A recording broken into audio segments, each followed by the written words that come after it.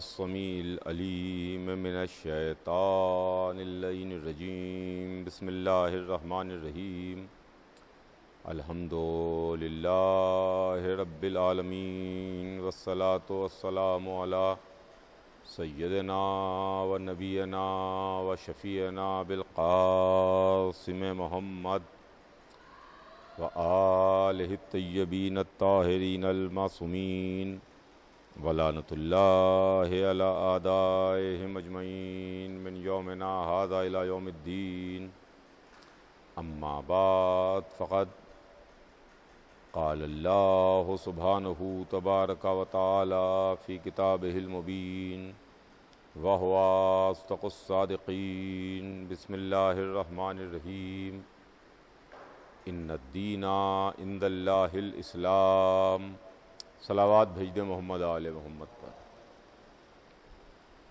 خداوند عالم قرآن مجید میں ارشاد فرماتا ہے کہ یقیناً دین اللہ کے نزدیک اسلام ہے۔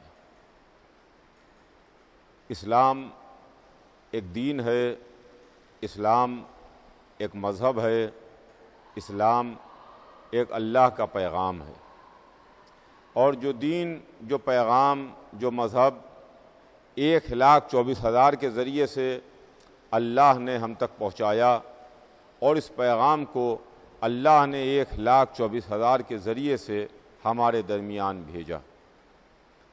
عزیزان گرامی، اس سلسلے میں کل میں نے اپنی بات کا آغاز کیا تھا۔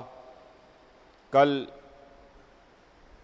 گفتگو کا سلسلہ شروع ہوا، اور کل کی گفتگو ہمارے اور آپ کے درمیان ایک تمہیدی گفتگو تھی۔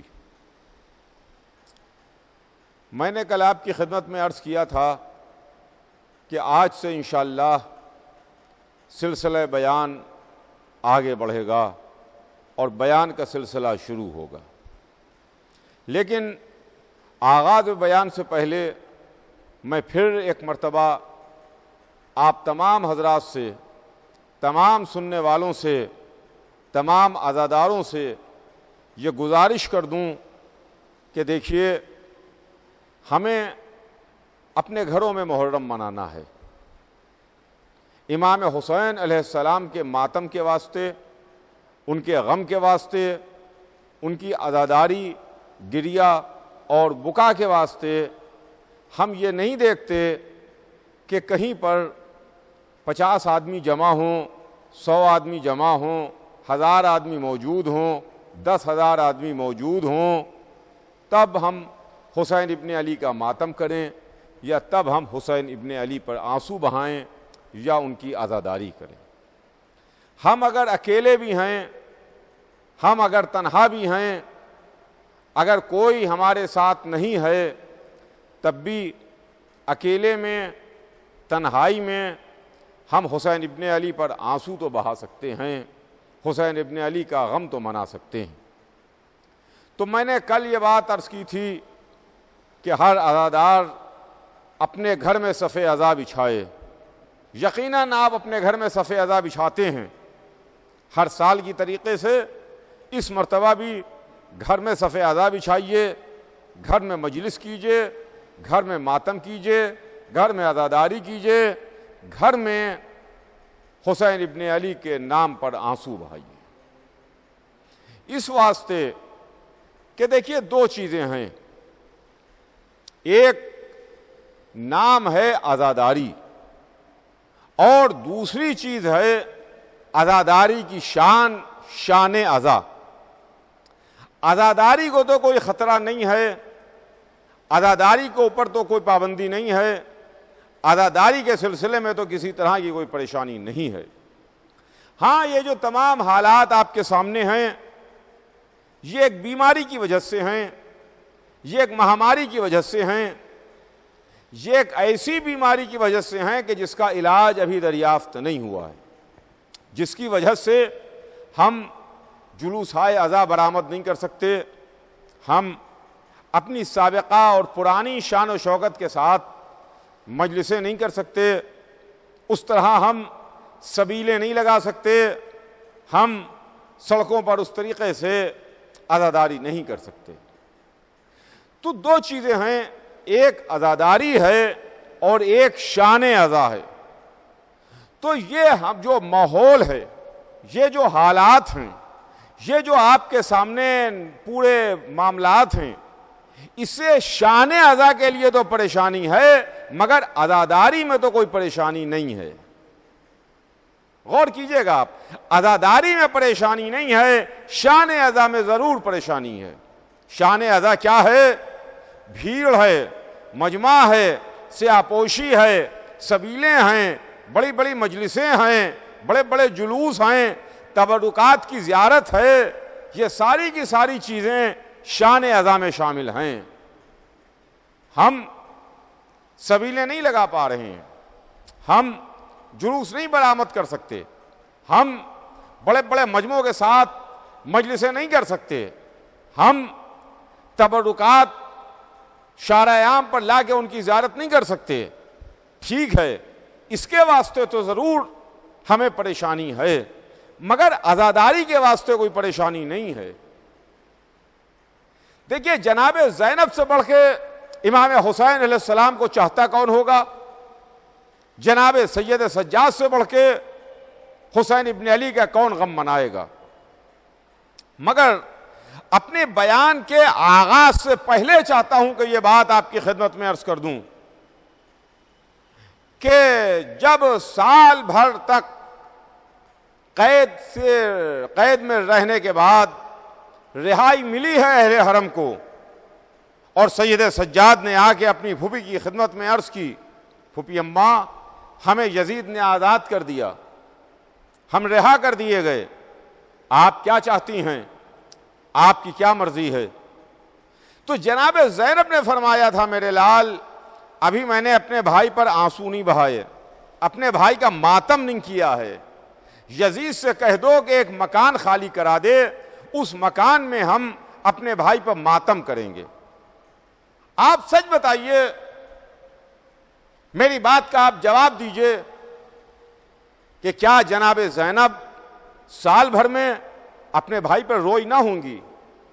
قید خانے کی اندھیری راتوں میں جناب زینب نے آنسو نہیں بہائے ہوں گے؟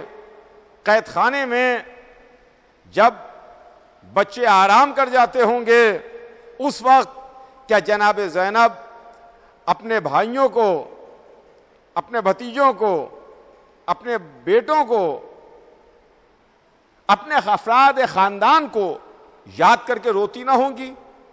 یاد کر کے ان پر آنسو نہ بہاتی ہوں گی؟ مگر رہائی ملنے کے بعد جناب زینب نے خواہش کی کہ میرے لال یزید سے کہہ دو کہ ایک مکان خالی کرائے۔ یہ کیا ہے؟ مکان کا خالی کرانا کیا ہے؟ یہ مکان کا خالی کرانا ہی عزاداری کی بنیاد رکھنا ہے، اور جو شان عزا ہے۔ مکان خالی ہوا، جناب زینب تشریف لائیں، سیدانیہ تشریف لائیں، 7 دن تک شام میں عزاداری ہوئی ہے، 7 دن شام میں گریہ و بکا ہوا، 7 دن شام میں ماتم ہوا۔ شام کی عورتیں سیاہ لباس پہن کے جناب زینب کی خدمت میں آتی تھیں، اور جناب زینب مصائب کربلا بیان کرتی تھیں، مصائب حسین بیان کرتی تھیں۔ تو عزیزان گرامی، یہ دو چیزیں ہیں، ایک عزاداری ہے، ایک شان عزا ہے۔ عزاداری کو خطرہ نہیں ہے، ہم اپنے گھر میں بیٹھ کے، اکیلے میں بیٹھ کے، تنہائی میں بیٹھ کے حسین ابن علی کی عزاداری کر سکتے ہیں۔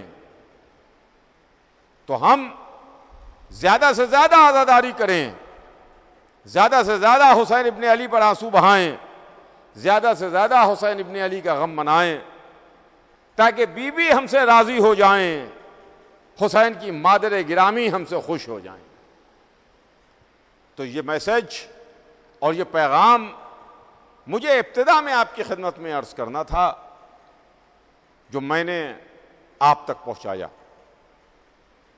اس سلسلے میں کل میں نے اپنی بات کو شروع کیا اور بات کا آغاز کیا، اور کچھ تمہیدی گفتگو کل میں نے آپ کی خدمت میں کی، اور اپنا عنوان، اپنا موضوع آپ کو بتایا تھا کہ اس عشرہ مبارک میں ہمارا موضوع تاریخ اور سلسلہ ہدایت رہے گا کہ ہدایت کا سلسلہ کیا ہے، ہدایت کی تاریخ کیا ہے، وہ ہادی کون ہیں، وہ رہبر کون ہیں، وہ منتخب کردہ پروردگار کون ہیں جو اللہ کا دین لاتے بھی رہے، ہماری ہدایت بھی کرتے رہے، تاکہ ہم سیدھے راستے پر باقی رہیں یا سیدھے راستے پر آ جائیں، وہ راستہ جو اللہ کا پسندیدہ راستہ ہے یا وہ راستہ جس کو اللہ پسند کرتا ہے۔ اس سلسلے میں سب سے پہلے جو نام آتا ہے وہ نام ابو البشر حضرت آدم کا نام ہے۔ سلسلہ ہدایت کے پہلے رہبر بھی حضرت آدم ہیں، سلسلہ انسانیت کے پہلے انسان بھی آدم ہیں، سلسلہ نبوت کے پہلے نبی بھی آدم ہیں۔ حضرت آدم سے سلسلے کا آغاز ہوا، حضرت آدم سے سلسلہ شروع ہوا۔ دیکھیے جناب آدم جو نبی بھی ہیں، پہلے انسان بھی ہیں جن سے انسانیت شروع ہوئی، ہم آدمی ہی اسی بنیاد پر کہلاتے ہیں کہ ہم آدم کی اولاد ہیں، آدم کی نسبت سے ہم آدمی کہلاتے ہیں۔ آدمی کا مطلب آدم والے۔ ہم صبح سے شام تک اپنی زبان میں کہا کرتے ہیں فلاں آدمی، یہ آدمی، وہ آدمی، ایک آدمی آیا، ایک آدمی ملا، یہ بہت سے آدمی جمع تھے، بہت سے آدمی کھڑے ہوئے تھے۔ صبح سے شام تک ہم اپنی زبان میں آدمی آدمی آدمی آدمی کہا کرتے ہیں، مگر پہلے یہ سوچئے کہ آدمی کا لفظ آیا کہاں سے ہے۔ چونکہ ہم آدم کی اولاد ہیں لہذا اپنے جد کی نسبت سے ہم آدمی کہلاتے ہیں، ہم آدمی ہیں۔ ہمارے جد حضرت آدم تھے جو پہلے نبی بھی ہیں، پہلے ہادی بھی ہیں اور پہلے انسان بھی ہیں۔ اللہ نے اپنا اصول بتایا، اس لیے کہ ہمارے اور آپ کے اصول وقت کے ساتھ ساتھ، زمانے کے ساتھ ساتھ، حالات کے ساتھ ساتھ بدلتے رہتے ہیں۔ کبھی ہمارا اصول ہماری جہالت کی بنیاد پر بدلتا ہے، کبھی ہمارا اصول ہماری کم علمی کی بنیاد پر بدلتا ہے، کبھی ہمارا اصول ناواقفیت کی بنیاد پر بدلتا ہے، کبھی ہمارا اصول وقت کے ساتھ بدل جاتا ہے، کبھی ہمارا اصول زمانے کے ساتھ بدل جاتا ہے۔ لیکن یہ اصول پروردگار ہے جہاں کوئی تبدیلی کا سوال نہیں پیدا ہوتا، جہاں کوئی چینج نہیں آتا۔ لن تجد لسنت اللہ تبدیلا، سنت الہی میں تم کوئی تبدیلی نہ پاؤ گے، تم کوئی فرق نہ پاؤ گے۔ جو اصول بن گیا اب صبح قیامت تک کے واسطے وہی دستور ہے، اور صبح قیامت تک کے واسطے وہی اصول ہے۔ جو پہلے دن اصول بن گیا وہی اصول صبح قیامت تک باقی رہے گا۔ یوں تو 1,24,000 نبی ہیں، مگر اللہ نے چند نبیوں کے واقعات قرآن میں ریکارڈ کر کے ہم کو سنائے ہیں، جو قرآن میں موجود ہیں۔ آپ قرآن میں اٹھا کے کھول کے دیکھ لیجئے۔ چند نبی ہیں جن کے واقعات قرآن ہم کو سنا رہا ہے، جن کی باتیں ہم کو قرآن بتا رہا ہے۔ ان چند نبیوں میں حضرت آدم کی خلقت اور حضرت آدم کی خلافت، حضرت آدم کے جنت میں پیکر کا بنایا جانا، یہ پورے معاملات بہت تفصیل کے ساتھ ڈسکس کیے گئے ہیں۔ یہ پورے معاملات بہت تفصیل کے ساتھ بتائے گئے۔ آپ قرآن اٹھائیے، قرآن میں آپ کو سب کچھ مل جائے گا۔ جناب نوح کے واقعات بھی ہیں، جناب ابراہیم کے واقعات بھی ہیں، جناب موسیٰ کے واقعات بھی ہیں، جناب عیسیٰ کے تعلق سے ہے، جناب سلیمان کے داؤد سے ہے و تعلق سے ہے، وغیرہ وغیرہ واقعات آپ کو قرآن میں ملیں گے۔ اصحاب کہف کا ذکر موجود ہے، سورہ موجود ہے۔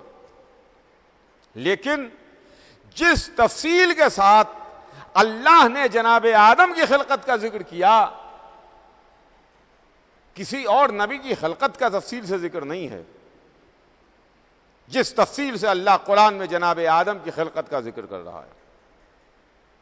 اس واسطے کہ پہلے دن تمہیں الہی قانون معلوم ہو جائے، پہلے دن تمہیں الہی اصول معلوم ہو جائے کہ لن تجد لسنت اللہ تبدیلا، تم سنت الہی میں کوئی تبدیلی نہ پاؤ گے، سنت الہی میں کوئی چینج نہ پاؤ گے، جو اصول بن گیا وہ بن گیا۔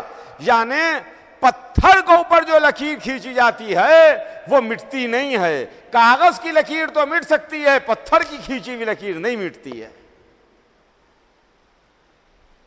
قرآن میں حضرت آدم کی خلقت کا ذکر تفصیل سے موجود ہے۔ کیا وجہ ہے یا اللہ جانے، جس کا دین ہے، جس کا مذہب ہے، جس کا دین ہے، جس کی کتاب ہے، جو خالق ہے وہ جانے۔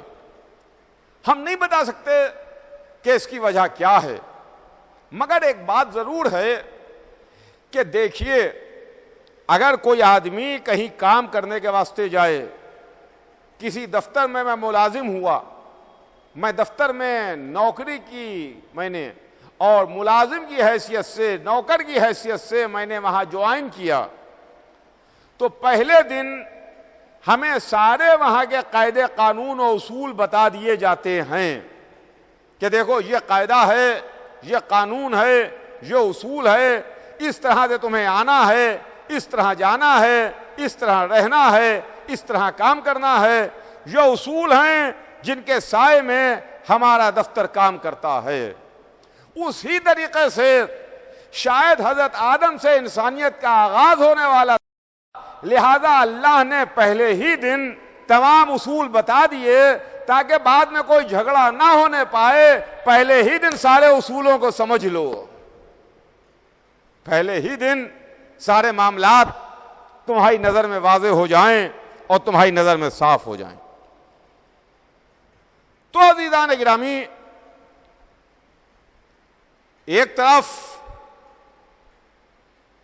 ملائکہ کی تسبیح و تقدیس کی آوازیں تھیں، ایک طرف فرشتوں کی عبادت کی صدائیں تھیں، ایک طرف ملائکہ کی عبادتیں تھیں، کوئی حالت رکوع میں ہے، کوئی حالت قیام میں ہے، کوئی عالم سجدہ میں ہے، کوئی ذکر پروردگار کر رہا ہے، کوئی تسبیح پروردگار کر رہا ہے، عبادت ہو رہی ہے، فرشتے عبادت کر رہے ہیں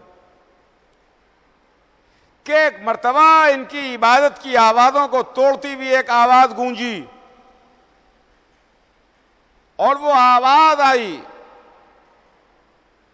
کہ میں زمین پر اپنا ایک خلیفہ بنانے والا ہوں،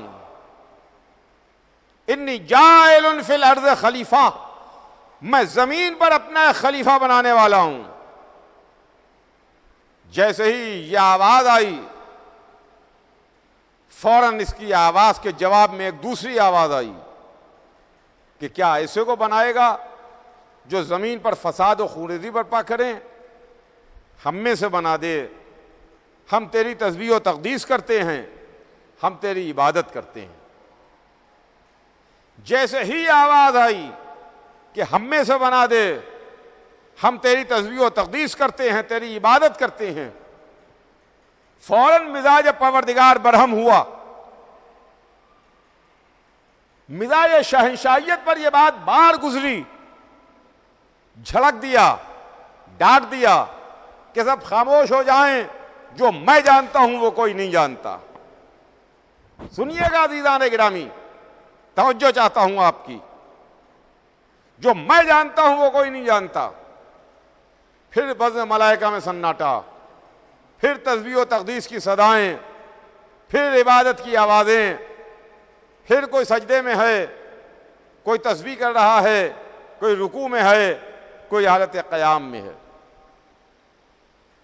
جو میں جانتا ہوں وہ کوئی نہیں جانتا۔ فرشتے خاموش ہو گئے۔ مگر یہاں پر ایک ٹھہر کے آپ کی خدمت میں ایک بات عرض کروں کہ جب اللہ نے یہ کہا کہ میں زمین پر اپنا ایک خلیفہ بنانے والا ہوں، تو فرشتوں کی صف سے ایک آواز آئی کہ ایسے کو نہ بنا جو زمین پر فساد اور خوریزی برپا کریں، ہم میں سے بنا دے۔ اور اس کے بعد انہوں نے اپنی کوالیفیکیشن بتائی۔ وہ کہتے ہیں کہ ہم تو تیری تسبیح و تقدیس کرتے ہیں، ہم تیری عبادت کرتے ہیں، مگر اللہ نے ان عبادت کرنے والے فرشتوں کی ایک نہ سنی، ان کی اپلیکیشن وہ کنسیڈر ہی نہیں کیا گیا، ان کی درخواست پر غور ہی نہیں کیا گیا۔ انہوں نے کہا کہ ہم تیری تسبیح و تقدیس کرتے ہیں، تیری عبادت کرتے ہیں، ہم میں سے بنا دے۔ ان کا اپلیکیشن تمہاری ریجیکٹ ہو گئی، تمہاری درخواست خارج کر دی گئی، نہ اس پر غور نہیں ہوگا۔ مگر چلیے اپلیکیشن درخواست خارج ہوئی فرشتوں کی، مگر فرشتوں کے دل کی بات تو پتہ چلی، فرشتوں کے دل کی بات تو پتہ چلی کہ جب قدرت کی طرف سے آواز آئی کہ میں زمین پر اپنا ایک خلیفہ بنانے والا ہوں، تو ان کے دل میں یہ خیال آیا، یہ تمنا بیدار ہوئی کہ ہم میں سے بنا دے۔ اس کا مطلب یہ ہے کہ خلافت الہی، توجہ چاہوں گا عزیزان گرامی، خلافت الہی کوئی اتنی عظیم چیز ہے کہ معصوم ملائکہ کے دل میں بھی اس کی خواہش پیدا ہو جاتی ہے، معصوم ملائکہ کے دل میں بھی تمنا بیدار ہوتی ہے، مگر اس اپلیکیشن کو خارج کر دیا گیا، اس کو ریجیکٹ کر دیا گیا۔ کیا سب خاموش ہو جائیں؟ جو میں جانتا ہوں وہ کوئی نہیں جانتا، جو میں جانتا ہوں وہ کوئی نہیں جانتا۔ تو اب توجہ کے قابل بات یہ ہے کہ وہ خالق، وہ معبود، وہ اللہ جو عبادت کرنے والے معصوم فرشتوں کو خلافت الہی کے قابل نہیں سمجھتا، وہ بت پرستی کرنے والے انسانوں کو کیا سمجھے گا؟ وہ بت پرستی کرنے والے انسانوں کو خلافت کے قابل کیا سمجھے گا؟ سب خاموش ہو گئے، سب چپ ہو گئے۔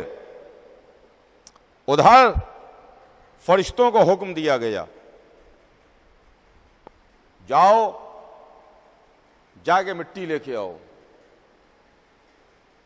مٹی لے کے آؤ۔ کہاں سے؟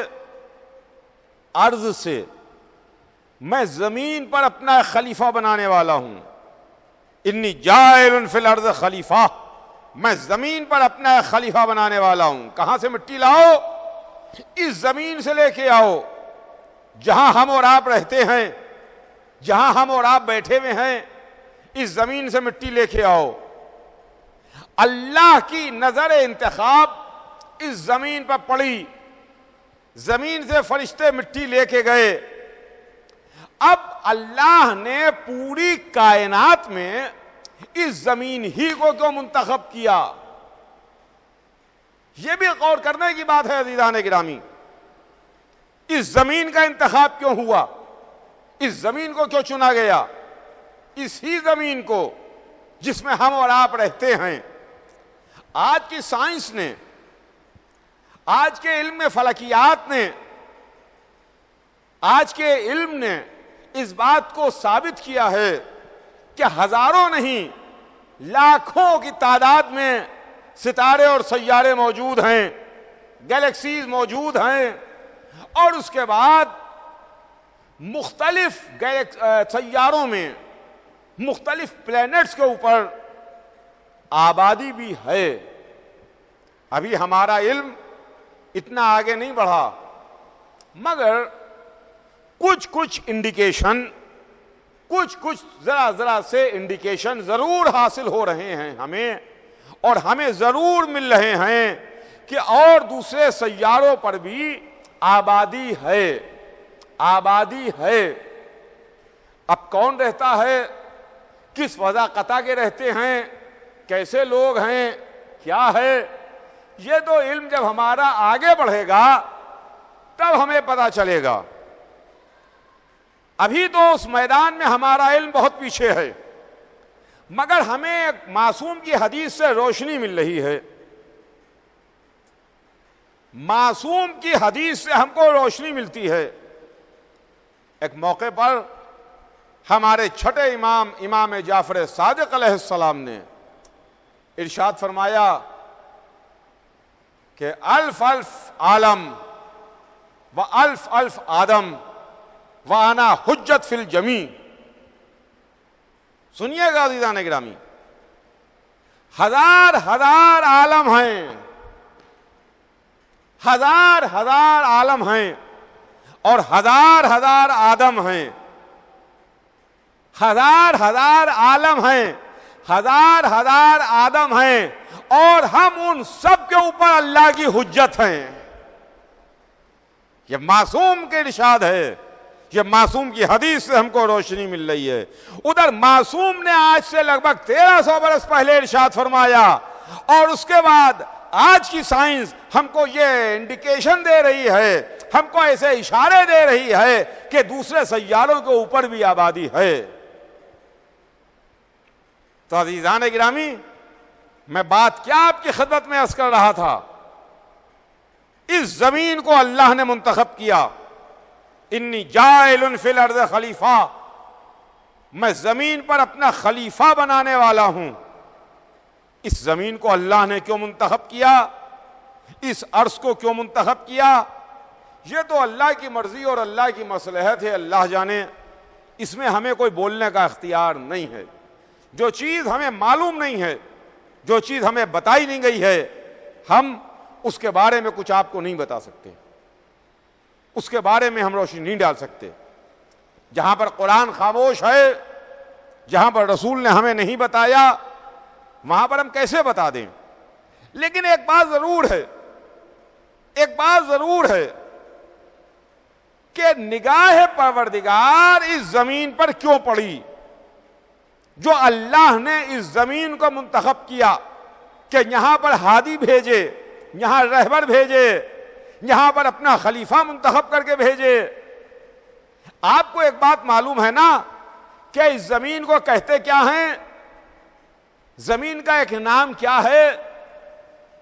اس زمین کا ایک نام تراب بھی ہے۔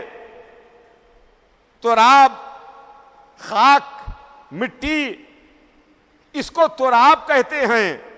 اب میرے دل میں آتا ہے کہ شاید ہو سکتا ہے کہ اس کی وجہ یہ ہو کہ چونکہ تراب کا رشتہ ابو تراب سے ہے،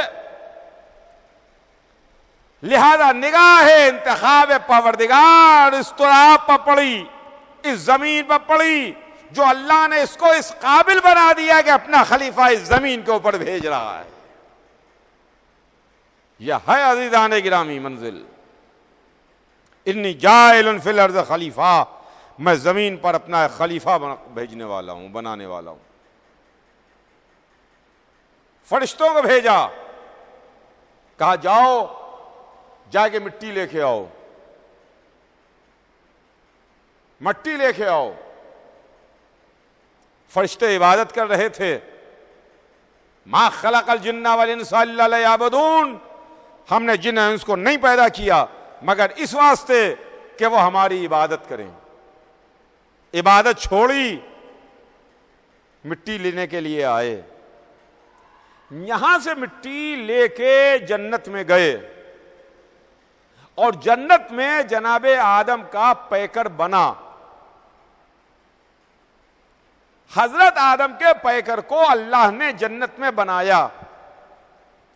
میں کیا ہاتھ جوڑ کے اللہ کی سرکار میں عرض کروں کہ معبود پالنے والے، اے خالق، اے مالک، یا اللہ، تیری کائنات تو ہی نے خلق کی، تو کائنات کا مالک ہے، تو کائنات کا حاکم ہے، تو کائنات کا خالق ہے، پالنے والے، تو ہر جگہ خلق کرنے پر قدرت رکھتا ہے، چاہے تو زمین پر خلق کرے چاہے جنت میں خلق کرے، کہیں خلق کر دے، ہر جگہ تو ہی تو ہے۔ مگر ایک بات میں ذرا سی ہماری کچھ اپنے گناہگار بندوں کی بھی سن لے۔ اور ہماری بات کو بھی کنسیڈر کر لے.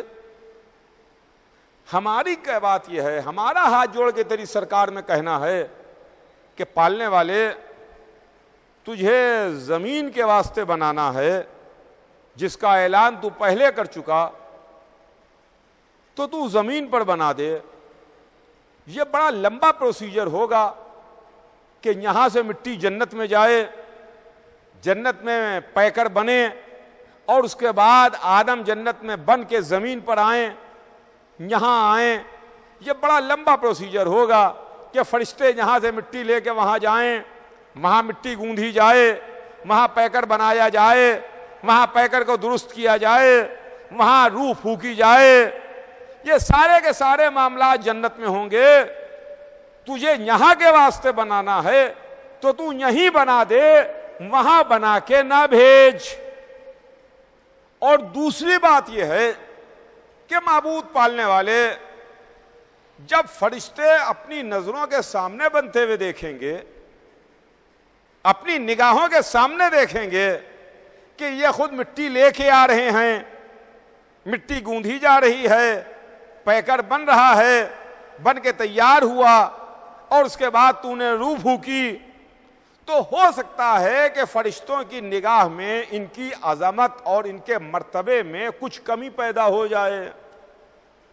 اس لیے کہ انہوں نے تو سب شرکت کی ہے, مٹی لے کر کے آئے ہیں, ان کے سامنے جنت میں سارے معاملات ہو رہے ہیں, تو ہو سکتا ہے کہ کچھ ان کی نگاہ میں عظمت میں کچھ کمی واقع ہو جائے. لہذا پالنے والے تو زمین کے اوپر بنانا ہے تو زمین ہی کے اوپر بنا کے بھیج دے, وہاں جنت سے نہ بھیج. شاید جواب پروردگار آئے, توجہ چاہوں گا عزیزان گرامی, شاید جواب پروردگار آئے کہ مجھے اچھا مشورہ دے رہے ہو, پہلے ہی دن سارے اصول معین ہو رہے ہیں, پہلے ہی دن سارے قانون لکھے جا رہے ہیں, پہلے ہی دن سارے معاملات طے کیے جا رہے ہیں, پہلے ہی دن یہ معاملہ طے ہو جائے گا کہ دنیا کا خلیفہ دنیا میں نہیں بنے گا بلکہ جنت سے بن کے آئے گا, وہاں سے بن کے یہاں آئے گا, یہاں نہیں بنے گا. اب یہیں پر میں ایک بات کی اور وضاحت کرتا چلوں اور ایک بات کو اور کلیریفائی کر دوں. وہ بات یہ ہے کہ اکثر لوگ کہتے ہیں کہ اللہ نے حضرت آدم کو جنت سے نکال دیا, تو یہ بڑی توہین ہے نبی کی شان میں, اور یہ بڑی گستاخی ہے حضرت آدم کی شان میں. یہ بات نہیں کرنا چاہیے. ہمارے جد ہیں حضرت آدم, یہ کیسے ممکن ہے کہ ہم اپنے جد کی شان میں اس زبان کا استعمال کریں, ان لفظوں کا استعمال کریں جو لفظیں, جو زبان ان کی شان پر زیب نہیں دیتی ہے. دیکھیے, زبان اور لینگویج کا معاملہ بھی یہ ہے کہ کون سی زبان, کون سی لینگویج, کون سے ورڈز, کون سے الفاظ کس کے واسطے استعمال کرنا چاہیے. تمیزدار گھرانوں میں, پڑھے لکھے گھرانوں میں, شرفا کے یہاں اپنے چھوٹوں سے بھی آپ سے بات کی جاتی ہے. آئیے میاں تشریف لائیے, اپنے چھوٹوں سے اس طرح سے بات کی جاتی ہے. آئیے بیٹھیے, آپ جناب سے چھوٹوں سے بات کی جا رہی ہے. کہاں؟ شرفا کی یہاں, تمیزدار گھرانوں میں, پڑھے لکھے گھرانوں میں. اور وہ گھرانے, وہ لوگ جہاں علم کا کوئی دور دور سان و گمان ہی نہیں ہے, جہاں شرافت چھو کے نہیں گئی ہے, جہاں کوئی تمیز تہذیب تمدن نہیں ہے, وہاں سے کیسے بات کریں, اپنے باپ سے کیسے گفتگو کریں, اپنے دادا کو کیسے مخاطب کریں, اپنے بزرگ کے سامنے کیسے زبان کھولی جائے, اس کی کوئی تمیز تہذیب اور امتیاز رہتا ہی نہیں ہے. لہذا ہمیں چاہیے ہے کہ ایک تو حضرت آدم ہمارے جد ہیں, دوسرے اللہ کے منتخب کردہ ہیں, تیسرے ہادی ہیں, چوتھے نبی ہیں. بڑا مرتبہ ہے ان کا. لہذا ان کی شان میں جو زبان کھولی جائے تو سمجھ بوجھ کے لفظوں کا سلیکشن کیا جائے، سمجھ بوجھ کے جملے سلیکٹ کیے جائیں۔ اللہ نے حضرت آدم کو جنت سے نکالا نہیں۔ میں اس مجلس میں آپ کے سامنے یہ کلیئر کرنا چاہتا ہوں اور اس بات کی وضاحت کر دینا چاہتا ہوں اپنے تمام سننے والوں کے واسطے، جہاں جہاں میری آواز جا رہی ہے، جو لوگ میری آواز سن رہے ہیں، وہ تمام لوگ توجہ چاہ کریں اور اس بات کو پر غور کریں کہ حضرت آدم کے واسطے یہ جملے کہنا صحیح نہیں ہے۔ اس واسطے کہ اللہ نے تو پہلے ہی اعلان کر دیا کہ میں زمین پر اپنا ایک خلیفہ بنانے والا ہوں۔ جب زمین کے واسطے بنانے والے ہیں تو نکالنے کا کیا سوال پیدا ہوتا ہے؟ جیسے مثال کے طور پر ایک بہت بڑی کمپنی ہے،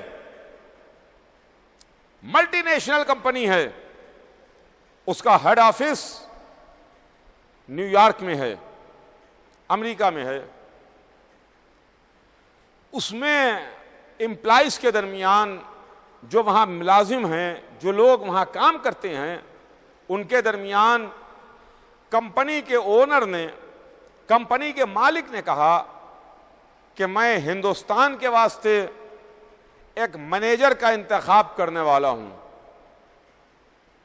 ہندوستان کے واسطے میں ایک مینیجر بھیجنے والا ہوں جو میرے کاروبار کو لے کے ہندوستان آئے گا۔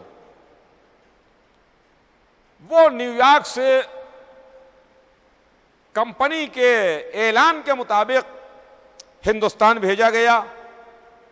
وہ بمبئی آیا اور بمبئی میں آ کے اس نے کمپنی کے کاروبار کو اسٹیبلش کیا اور کمپنی کے جو بائیلاز تھے، جو اصول تھے، جو قانون تھے، جو کاروبار تھا، اس کو اس نے آگے بڑھانا شروع کیا۔ اب اگر نیو یارک کے اس کے ساتھی یا نیو یارک کے رہنے والے یا ہندوستان کے لوگ جہاں وہ آیا ہے، اگر کوئی یہ کہے کہ صاحب اس کو تو نیو یارک سے نکال دیا گیا، اس کے مالک نے تو اس کو نیو یارک سے نکال کے ہندوستان بھیج دیا، بامبے بھیج دیا، تو یہ کتنی بڑی غلط بات ہوگی، کتنی ناانصافی ہوگی۔ اس واسطے کہ پہلے ہی مالک نے یہ اعلان کر دیا کہ میں ایک مینیجر ہندوستان بھیجنے والا ہوں، تو اس کا مطلب یہ ہے کہ اس کو ڈیگریڈ نہیں کیا ہے، اس کی توہین نہیں کی ہے، بلکہ اپنے ہی کام کے سلسلے میں اس نے اس کو یہاں بھیجا ہے۔ قدرت نے یہ نہیں کہا کہ آدم تم نکل جاؤ جنت سے، نہیں، آدم کے بننے سے پہلے، آدم کی خلقت سے پہلے، آدم کے پیکر کو درست ہونے سے پہلے، جنت میں مٹی پہنچنے سے پہلے فرشتوں کے درمیان یہ آواز گونج رہی ہے کہ میں زمین پر اپنا ایک خلیفہ بنانے والا ہوں۔ اس کا مطلب یہ ہے کہ آدم جو جنت سے زمین پر آئے ہیں وہ نکالے نہیں گئے ہیں، بھیجے گئے ہیں۔ دیکھیے یہ لینگویج کا معاملہ ہے، زبان کا معاملہ ہے، نکالنا اور ہوتا ہے، بھیجنا اور ہوتا ہے۔ تو عزیزان گرامی، یہ منزل ہے جنت میں جناب آدم کا پیکر بنا۔ آج بات یہیں پر تمام ہو، کل انشاءاللہ سلسلہ گفتگو آگے بڑھے گا، کل انشاءاللہ بات یہاں سے آگے بڑھے گی، لیکن آج وقت تمام ہو رہا ہے، لہذا گفتگو بھی تمام ہو جائے۔ اس واسطے کہ حضرت آدم پہلے ہادی بھی ہیں، پہلے رہبر بھی ہیں، اور ہمارے عشرے کا عنوان سلسلہ ہدایت ہے، ہدایت کا سلسلہ اور تاریخ ہدایت۔ تاریخ نامکمل رہ جائے اگر ہم حضرت آدم کا ذکر نہ کریں، سلسلہ نامکمل رہ جائے اگر ہم آغاز کا تذکرہ نہ کریں۔ کل کی مجلس انشاءاللہ اسی موضوع پر آگے بڑھے گی۔ آج بس بات یہیں پر تمام کہ ہمارے گھروں میں عزا خانے سج گئے۔ وہ مہمان جس کا سال بھر ہمیں انتظار رہتا تھا، وہ مہمان ہمارے گھروں میں آ گیا۔ ہمارے گھروں میں عزا خانے سجتے ہیں، عزا خانے سج دیے گئے، لیکن دیکھیے دو عزا خانے ہیں ہمارے پاس، دو عزا خانے ہیں۔ ایک وہ عزا خانہ جو ہمارے گھروں میں سج دیا گیا، جہاں آج مہمان آ گیا، اور ایک وہ عزا خانہ جو ہمارے دل کا عزا خانہ ہے۔ ہمارے گھروں کے عزا خانے سجتے رہتے ہیں، بڑھائے جاتے ہیں۔ ایام عزا تمام ہوتے ہیں تو ہمارے گھروں کے عزا خانے بڑھا دیے جاتے ہیں۔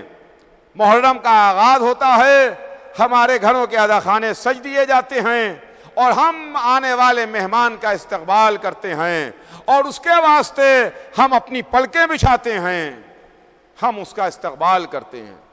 لیکن وہ عزا خانہ جو ہمارے دلوں کا عزا خانہ ہے، وہ عزا خانہ کبھی بڑھتا نہیں ہے، وہ عزا خانہ کبھی سنسان نہیں ہوتا۔ اس عزا خانے میں کبھی یاد حسین میں دل غافل نہیں ہوتا، ستاتی رہتی ہے یاد حسین روز مجھے، ستاتی رہتی ہے یاد حسین روز مجھے، میں وہ نہیں جو محرم کا انتظار کروں۔ تو اس دل کے عزا خانے میں ہر وقت حسین کی یاد رہتی ہے۔ یہی تو وجہ ہے کہ جب ہمارے گھر سے کوئی میت اٹھتی ہے تو اس وقت بھی ہم ماتم کرتے ہیں، اور جب ہمارے یہاں کوئی دولہا بنتا ہے، کسی کے صحرا باندھا جاتا ہے، اس وقت بھی ہم یا حسین کرتے ہیں۔ یا ابا عبداللہ، ہم آپ کا استقبال کرتے ہیں۔ آقا، ہم آپ کا استقبال کر رہے ہیں۔ مولا، ہمارے گھر کے عزا خانے سج دیے گئے۔ آج محرم کی پہلی تاریخ، کل محرم کا چاند فلک پر نمودار ہوا۔ کل میں نے آپ کی خدمت میں عرض کیا تھا کہ جب محرم کا چاند فلک پر نمودار ہوا تو جناب دیبل خزائی امام رضا علیہ السلام کی خدمت میں حاضر ہوئے، اور انہوں نے آ کے مرثیہ پڑھا۔ کل پہلی رات تھی، چاند رات تھی۔ آج پہلی کا دن گزر گیا، دوسری رات آ گئی، ہم استقبال کر رہے ہیں۔ ہمارے گھروں میں مہمان آ رہے ہیں۔ ہمارے گھروں میں کون کون آ رہا ہے؟ آپ کو معلوم ہے کہ ہمارے گھروں میں آج کون کون آیا، کون کون ہمارے پاس آ رہا ہے؟ آپ ذرا کلیجہ تھامیے، کلیجہ تھامیے۔ وہ ہمارے گھروں میں مہمان آیا جس نے محمد کی زبان چوسی، جو پشت محمد پر آیا تو محمد نے سجدے کو طول دیا، جس کو فاطمہ نے چکیاں پیس پیس کے پالا۔ حسین ہمارے عزا خانوں میں مہمان ہیں، عباس آئے ہیں، علی اکبر آئے ہیں، قاسم مہمان ہیں، اون محمد کا ہم استقبال کرتے ہیں، شہزادہ علی اکبر کا ہم استقبال کر رہے ہیں۔ ہمارے گھروں میں ایک گہوارہ بھی آیا ہے جس میں 6 مہینے کا بچہ علی اصغر موجود ہے، ہم ان کا استقبال کر رہے ہیں۔ ہم کربلا کے شہداء کا استقبال کر رہے ہیں۔ ایک کربلا کے شہیدوں، ہم آپ کے استقبال کے واسطے حاضر ہیں۔ عزیزان گرامی، یہ کربلا کے مہمان آج دوسری رات آ گئی۔ دوسری رات ہم حسین ابن علی کے کربلا میں وارد ہونے کے مصائب بیان کرتے ہیں۔ تاریخ لکھتی ہے کہ حسین ابن علی مکے سے چلے. حسین کو لوگوں نے روکا. جب حسین سے سوال کیا کہ آقا کہاں کا ارادہ ہے، تو حسین نے جواب دیا کہ میں سرزمین عراق کی جانب جا رہا ہوں. لوگوں نے منع کیا کہ آقا عراق نہ جائیے، عراق نہ جائیے. لیکن حسین نے کہا کہ نہیں، اسی زمین کا ہم سے وعدہ کیا گیا ہے، اسی زمین کا وعدہ کیا گیا ہے، اسی زمین کے اوپر جا کے محمد کا نواسا اپنے نانا کے دین کو صبح قیامت تک کے واسطے نئی زندگی دے گا. حسین چلے. راستے میں ہڑ کا رسالہ ملا، راستے میں ہڑ کا لشکر ملا جو پیاسا تھا، جس کی جانوروں کی زبانیں ان کے دہنوں سے باہر نکل آئی تھیں. حسین نے ہڑ کے رسالے کو سیراب کیا، یہاں تک کہ جب جانور بھی اپنے سامنے اپنا منہ پانی سے ہٹا لیتے تھے تو ان جانوروں کے سامنے سے پانی ہٹایا جاتا تھا. اور اس کے بعد چلتے چلتے یہ قافلہ، یہ لشکر، یہ کارواں ایک جگہ پر آ کے رکا. حسین کا رہوار سرزمین کربلا پر آ کے ٹھہرا. حسین نے چاہا کہ رہوار آگے بڑھے، رہوار آگے نہ بڑھا. حسین نے دوسرا رہوار بدلا، اس رہوار نے قدم آگے نہ بڑھایا. حسین نے تیسرا رہوار بدلا، تیسرے رہوار نے بھی قدم آگے نہ بڑھایا. تاریخ لکھتی ہے کہ پے در پے حسین ابن علی نے 7 گھوڑے بدلے مگر کسی رہوار نے قدم آگے نہ بڑھایا. تو حسین نے قبیلے والوں کو بلایا اور ان سے سوال کیا کہ بھائی اس جگہ کا نام کیا ہے، اس جگہ کو کیا کہتے ہیں؟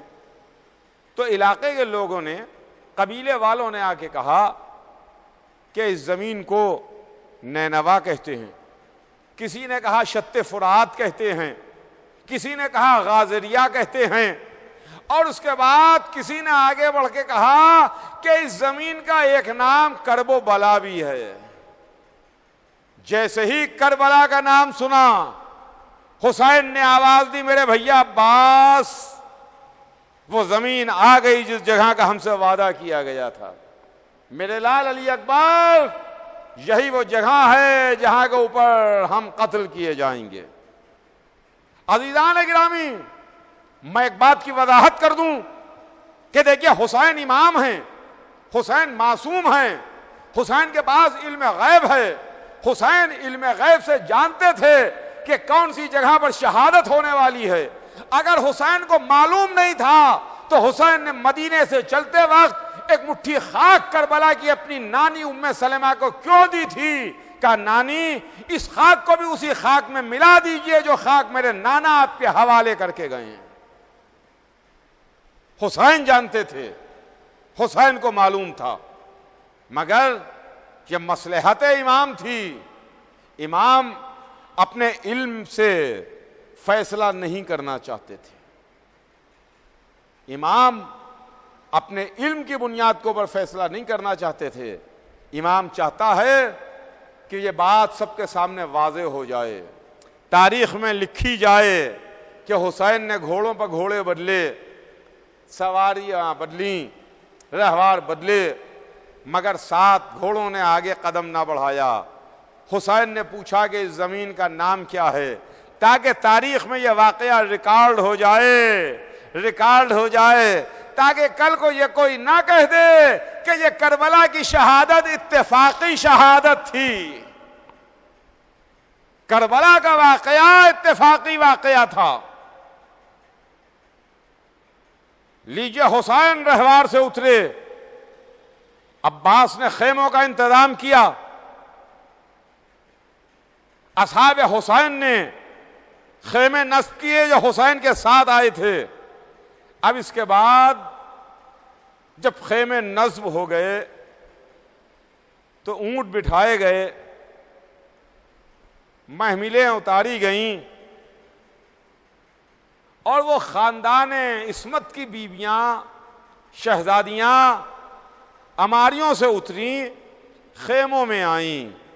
ہاں ذرا سا آج کا منظر ذہن میں رکھیے گا، آج زینب کربلا آئی ہیں، ام کلثوم آئی ہیں، ام لیلہ آئی ہیں، ام رباب آئی ہیں، سکینہ آئی ہیں، بیویاں آج کربلا میں آئی ہیں، مگر آنے کی شان یہ ہے کہ جب زینب اپنے محمل سے اتری ہیں تو عباس و علی اکبر موجود تھے، آقا حسین موجود تھے، مگر ہاں جب 11 محرم کو زینب کربلا سے چلی ہیں، خیمے جل چکے تھے، سروں پر چادریں نہیں تھیں، کربلا میں وارثوں کی گردنیں کٹی ہوئی تھیں، حسین ایک نشیب میں آرام کر رہے تھے، عباس بازو کٹائے نہر پر سو رہے تھے، علی اکبر برچھی کھائے سو رہے تھے، زینب کربلا سے سدھار رہی تھی، واہ حسینہ واہ مظلومہ کی صدائیں۔